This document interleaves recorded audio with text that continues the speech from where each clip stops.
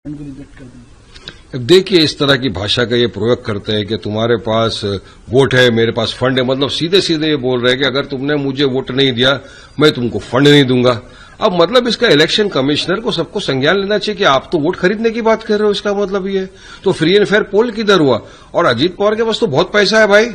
वो तो मोदी जी ने जब भी कहा था ना कि इतने हजारों करोड़ रुपए है इनके पास, मगर जैसे ही वो बीजेपी में चले गए, वो तो वॉशिंग मशीन है, धूल के एकदम साफ सुथरे हो गए।